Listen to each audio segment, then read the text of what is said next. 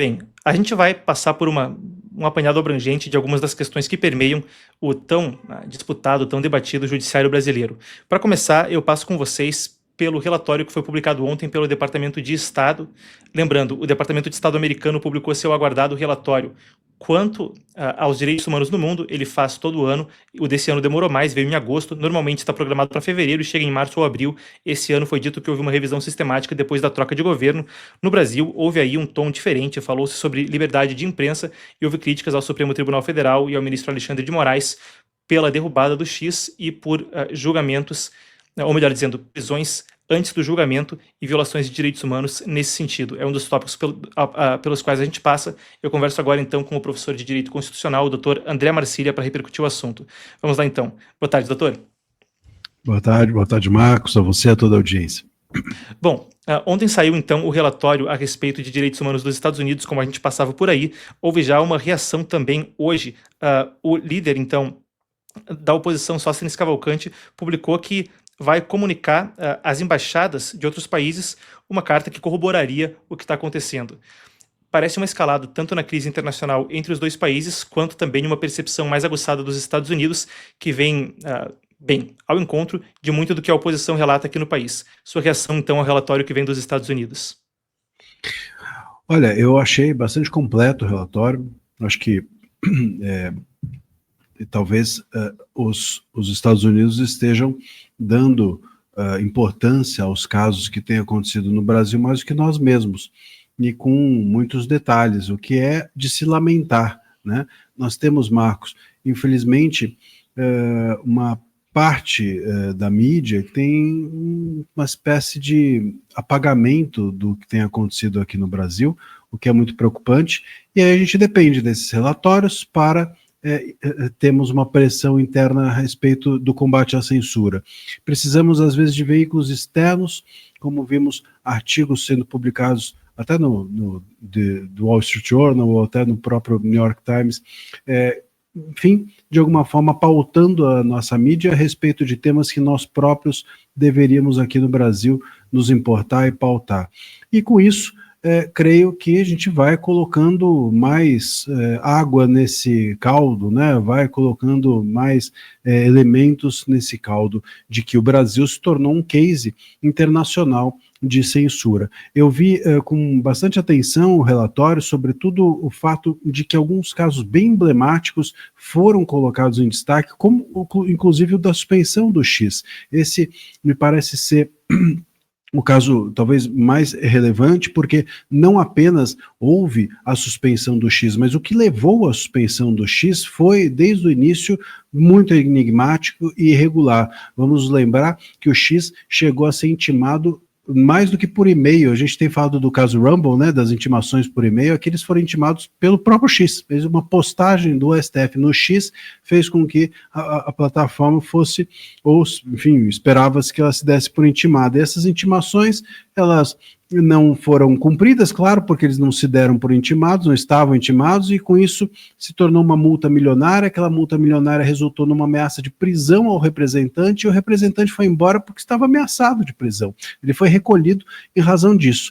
E ainda sobrou, como você vê até aí na tela, o fato de que nós todos, usuários, e que sequer tínhamos a ver com o assunto, quer dizer, éramos terceiros, que nada tínhamos com o caso, né, desconhecíamos inclusive o processo, estaríamos sujeitos a multa de R$50 mil se utilizássemos por VPN o X. Vamos lembrar que inicialmente até o ministro chegou a suspender o uso do VPN, depois ele entendeu que, ou contaram a ele, que o VPN não se utilizava apenas para acessar redes sociais, ele teve que voltar atrás na sua decisão. Então tudo feito de forma afoita, tudo feito de forma irregular, e esse caso teve bastante destaque no relatório, eu acho que acertadamente, porque foi mesmo um caso bem emblemático, enigmático, e que a gente precisa ter registros como esse que vieram no relatório firmes daqui para frente, porque, enfim, se algum dia formos contar a censura do Brasil, sem dúvida esse é um dos casos que merecem o devido destaque. Ainda nesse assunto, a porta-voz do Departamento de Estado, a Tammy Bruce, foi perguntada sobre a questão da liberdade de expressão, que não foi pontuada só no Brasil, mas também tomou um protagonismo maior em países pela Europa. Você, claro, como um especialista em liberdade de expressão, eu queria ouvir a sua perspectiva, a sua reação ao que ela disse. Foi o seguinte, ela disse que, correspondendo à agenda para a qual o presidente americano Donald Trump tinha sido eleito, as prioridades, os critérios do Departamento de Estado também eram condizentes com essa agenda, e isso significava que a liberdade de expressão tomaria um papel maior nos relatórios que envolvessem direitos humanos. Sua avaliação a respeito da perspectiva do governo americano, que também pontua a questão de liberdade de expressão na Europa, Alemanha, Reino Unido e Escócia. Olha, eu entendo que a liberdade de expressão seja o direito, né? Ele é o guarda-chuva de todos os demais, inclusive é a essência dos direitos humanos, né? Os direitos humanos portanto, estão acima ou guardam, envelopam a liberdade de expressão, e da liberdade de expressão você origina todos os demais. Não existe a possibilidade de você de você ter violações decorrentes, sei lá, de tortura física ou qualquer outra coisa, se você não existe num lugar, se você existe ou habita um lugar onde você não pode se expressar. Então, onde não há liberdade de expressão, nenhum direito outro existe para que seja violado. Esse me parece ser o grande ponto, o cerne dessa questão, e nesse sentido eu concordo plenamente. Nós falamos muito sobre liberdade de expressão como algo que não está atrelado a direitos humanos. E isso, Marcos, eu tendo a acreditar que tem a ver com o fato de que, pelo menos aqui no Brasil, nós nichamos a liberdade de expressão para as pessoas que são mais liberais, ou que são mais conservadoras, ou mais à direita. Essas pessoas defendem a liberdade de expressão com mais afinco, e aquelas que acreditam defender os direitos humanos estão mais à esquerda, como se fossem, portanto, coisas que pudessem ser dissociadas, e não são. De forma alguma o são, né? Aquele que tortura também o tortura quando censura, aquele que censura também comete um ato contra a nossa psique ou a nossa integridade física, e é nesse lugar que as coisas precisam estar, e me parece que esse direcionamento feito pelo relatório ou por essa nova diretiva é corretíssima e precisa se manter. Nós não podemos mais permitir que a liberdade de expressão seja um valor solto, como se fosse uma regalia, como se fosse um mero adereço, vamos dizer assim, das demais liberdades ou do ser humano, como se a gente fosse um excesso, algo, portanto, que pudesse ser cortado. Não, é algo da essência do ser humano.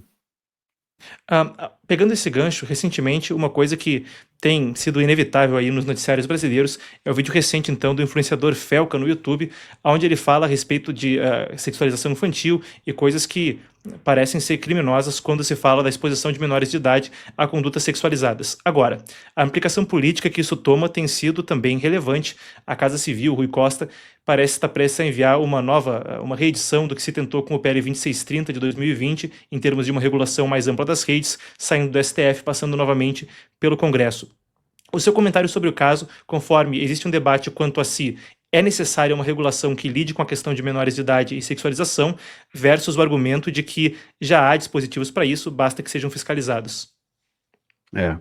E até usando, até o que me ocorreu agora, continuando a resposta anterior, depois eu entro nessa, mas até um constitucionalista norte-americano, Ronald Dworkin, ele dizia que a liberdade de expressão ou a comunicação é algo tão essencial que até os animais, ou mesmo os animais, depois de se alimentarem e dormirem e descansarem, o que eles mais fazem é se comunicar uns com os outros, e por isso ele situava até como um direito natural à expressão.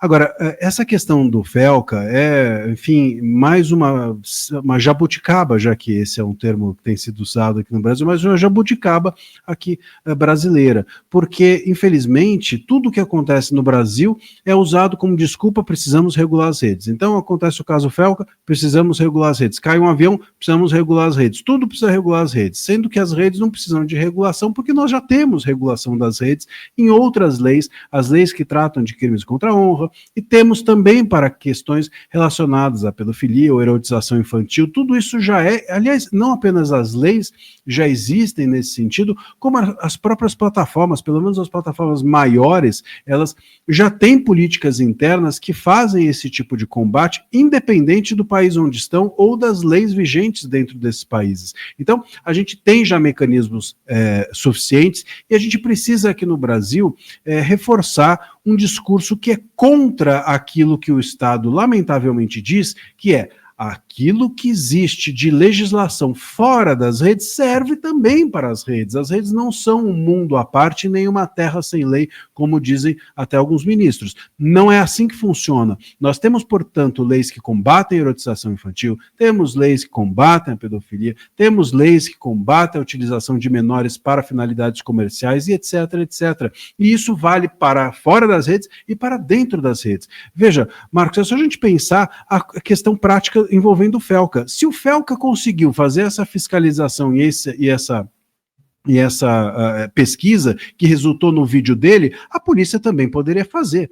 Não é? Então o que falta não é lei, porque agora, depois que isso tudo foi descoberto, então deveria passar ao passo de punição. Vamos punir, vamos investigar, e depois de investigar, vamos julgar e vamos eventualmente condenar as pessoas que agiram dessa forma. Então, ninguém está dizendo que isso que o Felca reuniu de material vai ser jogado fora. Todo mundo espera que isso resulte numa investigação, julgamento, etc. Ou seja, não faltam leis, o que falta é uma fiscalização adequada. Então o problema não é da internet ser uma terra sem lei. Talvez o que falte é a polícia mais vigor ou mais capacidade de investigar. Se o Felca conseguiu, a polícia também conseguiria. As redes não estão blindadas, as pessoas não estão fazendo nada escondido, tanto que ele conseguiu fazer essa fiscalização. Então, infelizmente, mais um discurso, ou envelopamento de um discurso sedutor, né, no sentido de quem que vai ser contra o combate a esse tipo de situação,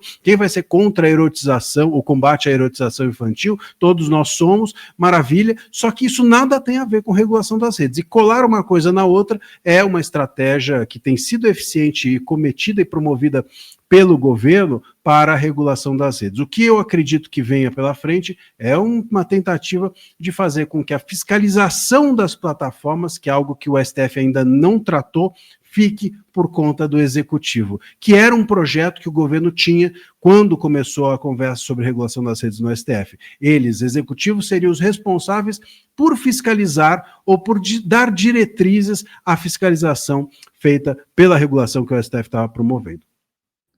Não, ainda, doutor, para a gente prosseguir na pauta, vai haver uma troca na presidência, na liderança do Supremo Tribunal Federal. A coisa é protocolar, mas se confirmou o que era esperado. Existe uma rotatividade aí que também vai pela ordem de idade dos ministros. Deve assumir a presidência saindo Barroso, entrando agora então o ministro Edson Fachin, com Moraes como vice.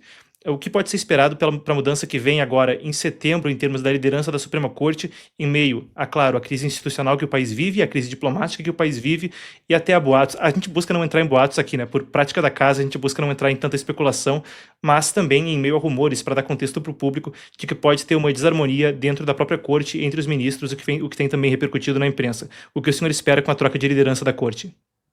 Eu não espero absolutamente nada, Marcos. Eu creio que seja ali como uma troca da guarda inglesa, algo assim, é meramente, enfim, chegou o horário, sai e outro entra.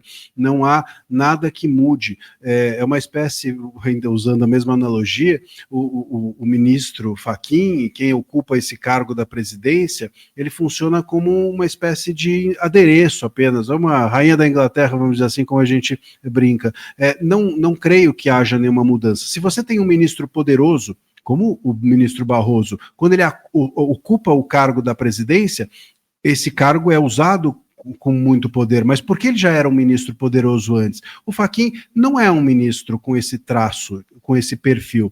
O Fachin é um ministro discreto, aliás, um ministro como deveria ser nesse sentido, com discrição e agindo apenas dentro dos autos, sem se manifestar muitas vezes, e creio que isso ele permanecerá fazendo. Então, de alguma forma, o que importará para os próximos passos do que o STF fará, não estará na mão dele ou nas mãos dele, creio que estará nas mãos de hoje quem possui esses inquéritos todos que, de alguma forma, dominam o Brasil. Nós temos, por exemplo, o próprio inquérito das fake news tendo sido prorrogado há algum tempo atrás. Então, nas eleições, teremos inquéritos às fake news em vigor, teremos todos os demais inquéritos, teremos o ministro Moraes e o núcleo duro, vamos dizer assim, do STF ainda em vigor. E penso que esses aqui darão as cartas durante os próximos meses e até durante o período eleitoral, e não o presidente da casa, que será um mero adereço, a meu ver.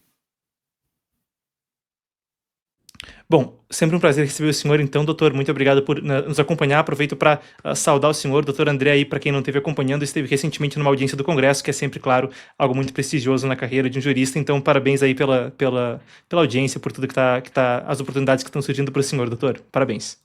Muito obrigado, um abraço a você e a toda a audiência.